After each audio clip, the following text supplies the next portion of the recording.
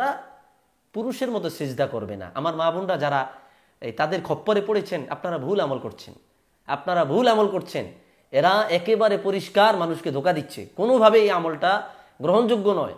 আসসালামু আলাইকুম ওয়া রাহমাতুল্লাহি ওয়া বারাকাতুহু। আলহামদুলিল্লাহ ওয়াসসালাতু ওয়াসসালামু আলা সাইয়্যিদিনা রাসূলিল্লাহ, আম্মা বাদ। দূরের কাছের দেশের প্রবাসের যে যেখান থেকে দেখছেন সকলকেই মোবারকবাদ জ্ঞাপন করছি।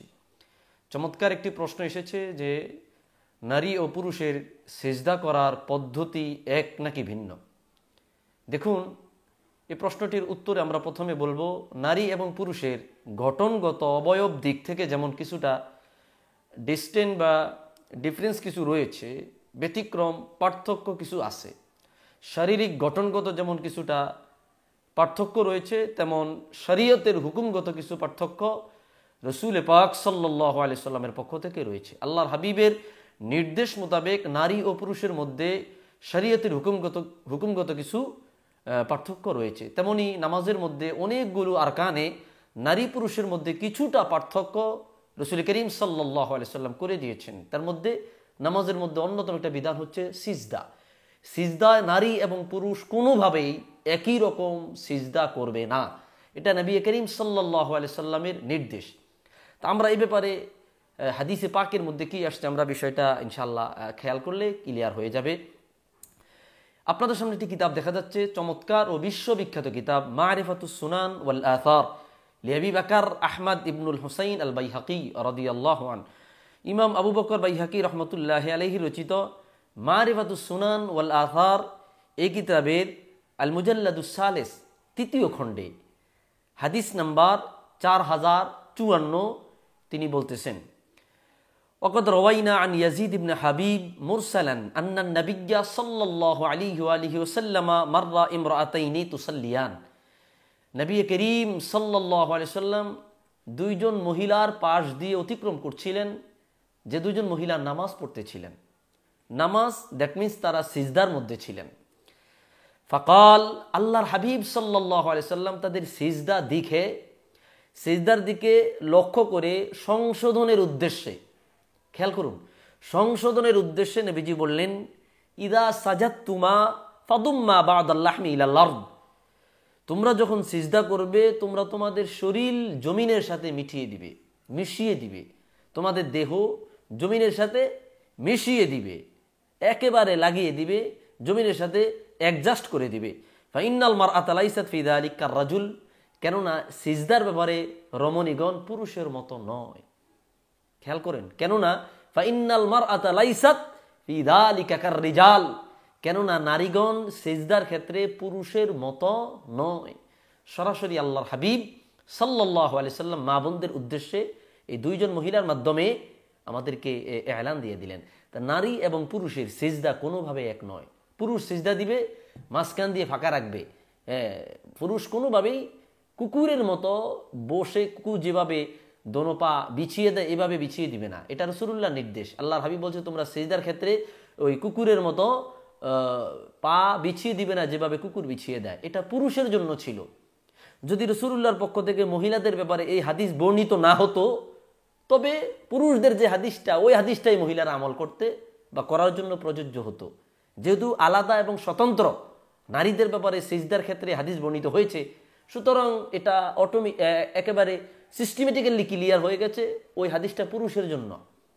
তো হাদিসটা মুরসাল, এখন যে হাদিসটা মনে করছে হাদিসটা মুরসাল, এই হাদিসের মধ্যে আপত্তি যারা করবে তাদের জন্য আবার একটু আলোচনা করে দিচ্ছি।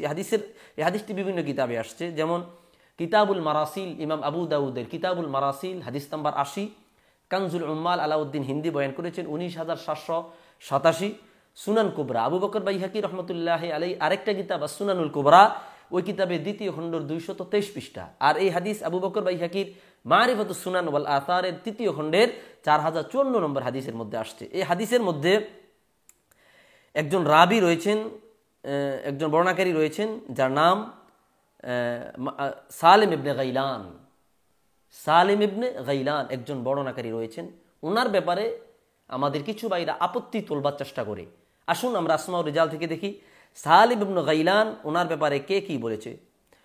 ওয়াকালা আহমদ, ইমাম আহমদ ইবনু হাম্বল রাহমাতুল্লাহি আলাইহি তিনি বলছেন, মা আরা বিহি বাসা সালেব ইবনে গাইলান থেকে হাদিস বর্ণনা করায় আমি কোনো দোষ দেখছি না, কোনো সমস্যা মনে করছি না।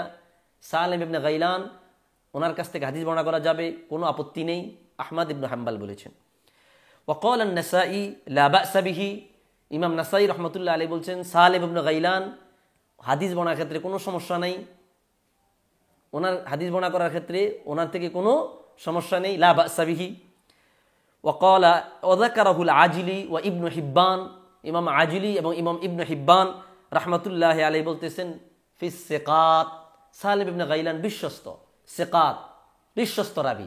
তাহলে বোঝা গেল এতজন ইমামের বক্তব্য অনুপাতে আসমা ও রিজালের দৃষ্টিকোণ থেকে সালেব ইবনে গাইলান নির্ভরযোগ্য, ওনার কাছ থেকে হাদিস বর্ণনা কোনো সমস্যা নাই, কোনো আপত্তি নাই।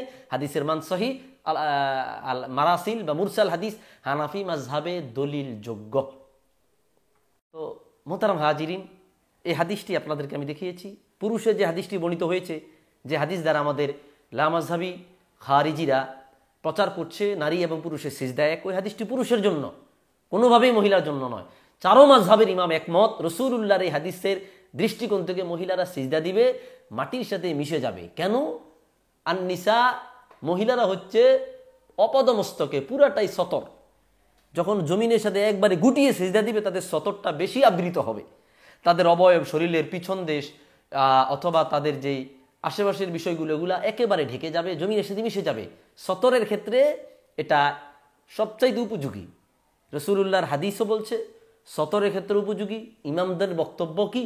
মহিলারা পুরুষের মতো সিজদা করবে না। আমার মা বোনরা যারা তাদের খপ্পরে পড়েছেন, আপনারা ভুল আমল করছেন, আপনারা ভুল আমল করছেন। এরা একেবারে পরিষ্কার মানুষকে ধোঁকা দিচ্ছে, কোনোভাবে এই আমলটা গ্রহণযোগ্য নয়। আপনারা পুরুষের মতো সিজদা দিবেন না। এই হাদিস মোতাবেক আপনাদেরকে বিষয়টা ক্লিয়ার করবার চেষ্টা করেছি। আল্লাহ তাআলা আমাদের সকলকে সহিহ বুঝদান করুক, আমিন। আসসালামু আলাইকুম ওয়া রাহমাতুল্লাহি ওয়া বারাকাতুহু।